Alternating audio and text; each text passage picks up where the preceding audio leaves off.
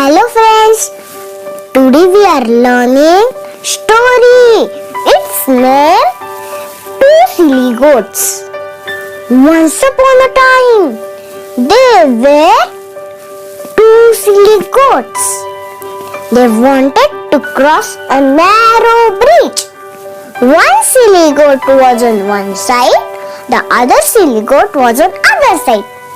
When they came to the middle of the bridge, they could not pass each other. Now, both of them wanted to be first to cross. They began to fight.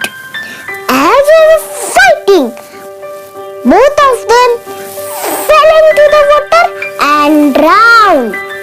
Moral of the story: foolishness is always punished. Thank you. If you like my video, then like, share, subscribe. Thank you. Bye bye.